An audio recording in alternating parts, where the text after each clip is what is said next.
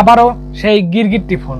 তো কিছুদিন আগে আপনারা দেখতে পেয়েছেন যে আমাদের চ্যানেলে গিরগিট্টি ফোনের রিভিউ আসছে, যে ভিভো V27 Pro এই ফোনটা রিভিউ আসছিল। তো ওই সিরিজটা লঞ্চ হবে খুব শীঘ্রই, কিন্তু তার আগে অফিসিয়ালি ইন্ডিয়ান মার্কেটে লঞ্চ করা হয়েছে ভিভোর তরফ থেকে ভিভো আপনার ওয়াই সিরিজের আন্ডারে Y100 একটি ফোন, যেটা পুরো নাকি রং বদলায়। তো কেমন হবে এই ফোনটি, কেমন ইন্টারেস্টিং বুঝতে পারছেন আপনারা, যে ওয়াই সিরিজের ফোন তো সবসময়ের জন্যই ভ্যালু ফর মানি ডিভাইস এবং কম দামে লঞ্চ করা হয়। তো এই কম দামে কালার চেঞ্জিং ফোন মানে গিরগিটি ফোন যদি বাংলাদেশ মার্কেটে আসে, ইন্ডিয়ান মার্কেটে অলরেডি চলে এসেছে, এবং যদি বাংলাদেশ মার্কেটে এই ফোনটা অফিসিয়ালি লঞ্চ করা হয়, তো আপনাদের জন্য কেমন লাগবে? তো এই ফোনটা কি আপনারা পারচেজ করার জন্য ইচ্ছুক? এই ফোনটা নিয়ে যত রকমের প্রশ্ন এবং এই ফোনটার সকল কনফিগারেশন নিয়ে যদি আপনি ধারণা নিতে চান, তাহলে এই ভিডিওটা আপনার জন্য। তো অবশ্যই স্কিপ না করে সম্পূর্ণ ভিডিওটা দেখবেন। তো ভিডিওটাতে একটা লাইক দিবেন, এবং চ্যানেলে যদি নতুন হয়ে থাকবেন তাহলে দয়া করে আপনাদের কাছে একটা রিকোয়েস্ট যে সাবস্ক্রাইব করে পাশে থাকবেন, কারণ এরকম সুন্দর সুন্দর নতুন নতুন ভিডিও আপনাদের উপহার দেবো। নেক্সটে আরও ভালো ভালো কিছু ভিডিওর উপহার দেওয়ার মানে চিন্তা ভাবনা নিয়েছি। তো অবশ্যই সাপোর্ট করবেন আমাকে। তো চলুন দেখে নেওয়া যাক যে এই ভিভোর গিরগিটি ফোন যে রং বদলায়, তো সেই ফোনটার মানে Y100 এই ফোনটা কেমন হচ্ছে এবং কনফিগারেশনে কি থাকছে এই সম্পর্কে ধারণা দেবো। আমি অনুপম, আর আপনারা দেখছেন ABTechnews। তাহলে অবশ্যই ভিডিওটাতে একটা লাইক দেবেন, আবারও বলতেছি। তো চলুন দেখে নেওয়া যাক এর বডি ফ্রেম রেটে কি থাকছে। এখানে থাকছে আপনার 7.7 মিলিমিটার থিকনেসের একটি ফোন, এবং যার ওয়েট থাকছে 181 গ্রাম, যথেষ্ট হালকা এবং পাতলা একটি ফোন, যেটা 7.7 মিলিমিটার থিকনেস। এর আগের ফোন ভিভো বি সিরিজের ফোন ছিল 7.4 মিলিমিটার থিকনেস। তো এই ফোনটা কিন্তু 7.7 মিলিমিটার থিকনেস, তার থেকে একটু মোটা, তবে যথেষ্ট পাতলা ফোন। তো এইটা শুধু ভিভোই পারে এরকম পাতলা পাতলা ফোন রাখতে। এবং এখানে থাকছে কর্নিং গরিলা গ্লাসের ফ্রন্ট প্রোটেকশন, এবং কর্নিং গরিলা গ্লাসের ব্যাক সাইডে তো এজি ফ্রস্টেড গ্লাসের প্রোটেকশন থাকছে। অবশ্যই আপনারা তো বুঝতে পারছেন যে যেহেতু কালার চেঞ্জিং ফোন, সেহেতু আপনার এজি ফ্রস্টেড গ্লাসের ব্যাক সাইডে প্রোটেকশন রয়েছে। এবং হাইব্রিড সিম স্লট, এবং দুইটা সিম কার্ড লাগাতে পারবেন একভাবে, বা একটা সিম একটা মেমোরি কার্ড এইভাবে লাগাতে পারবেন। এছাড়াও থাকছে আপনার IP54 dust and water resistant এবং কালার চেঞ্জিং ব্যাক প্যানেল, এটা তো আপনাদের আগেই বললাম। তো ওভারঅল কিন্তু বডি ফ্রেম রেট এবং লুকটা কেমন লাগতেছে অবশ্যই কমেন্ট করে জানান যে এই ফোনটা কেমন লাগতেছে আপনাদের জন্য। তো এর যেমন দেখতে তেমনই এর মনে করেন যে দাম। তো চলুন দেখে নেওয়া যাক এর ডিসপ্লে কি থাকছে।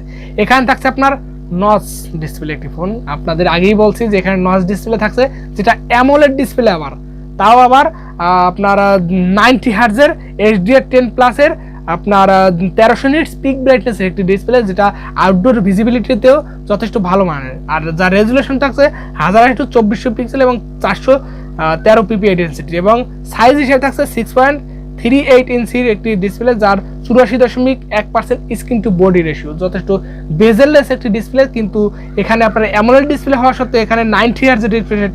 ওভারঅল কিন্তু ডিসপ্লেটা ভালো ডিসপ্লে। এই যে বাজেটে লঞ্চ করা হবে বাংলাদেশে, তো সেই বাজেটে কিন্তু one of the best display phone বলতে পারি আমি আপনার জন্য। তবে এখানে 120 হার্জ রিফ্রেশ রেট যদি দিত তাহলে আরও ভালো ফিলিংসটা পাচ্ছেন। তারপরে আপনারা এখানে 180 হার্জের টাচ স্যাম্পলিং রেট তো থাকছে, এবং 380 হার্টজেরও টাচ স্যাম্পলিং রেট থাকবে এরকম ভাবে বলা হচ্ছে কোম্পানি। এবং যেটা মানে এই ফোনটা দেখতে যতটা মানে ডিসপ্লেটা যথেষ্ট কালারফুল, এবং বাই দ্য ওয়ে এই ফোনটার ডিসপ্লেতে কিন্তু under display optical fingerprint sensor রয়েছে, যেটা একদম ফাস্ট এবং অ্যাকুরেট ফিঙ্গারপ্রিন্ট সেন্সর বলে জানা গেছে এখন পর্যন্ত। তো ফোনটা অবশ্যই আমার কাছে নেই, অবশ্যই বাংলাদেশ মার্কেটে অফিসিয়ালি বা আনঅফিসিয়ালি যখন পাঠানো হবে তখন এই ফোনটা রিভিউ দিয়ে আপনাদের দেখিয়ে দেওয়া হবে। তো অবশ্যই কনফিগারেশন সম্পর্কে আপনারা ধারণা নিতে থাকুন যে কেমন হবে। এই ডিসপ্লেটা যথেষ্ট ভালো মানের একটি ডিসপ্লে। তো চলুন দেখে নেওয়া যাক এর পারফরমেন্সে কি থাকছে। এর পারফরমেন্সে থাকছে আপনার Android 13 এবং FATOS 13 এ রান করবে। এছাড়াও আপনার চিপসেট হিসেবে থাকছে মিডিয়াটেকের Dimensity 900 যে চিপসেট 6 নানোমিটার আর্কিটেকচারে বিল্ড করা, সেই চিপসেটটা এখানে থাকছে। তো এই চিপসেটটা কিন্তু যথেষ্ট ভালো মানের একটি চিপসেট, যেটা আমি আপনাদের মনে করিয়ে দিতে চাই যে OnePlus N মানে এসি মানে এরকম OnePlus একটা ফোন আছে যেটার দামও প্রায় 35,000 টাকার মতন।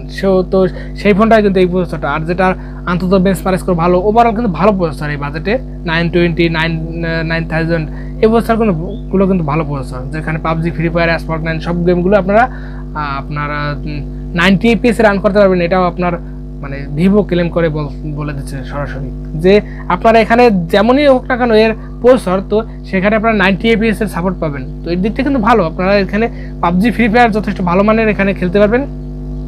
এছাড়াও আপনারা এখানে থাকছে 8GB র্যাম, তার সাথে থাকছে ভার্চুয়াল র্যাম যেটা 8GB এবং 128GB রোমের সাপোর্টেড এবং UFS 2.2 এর স্টোরেজ টাইপ।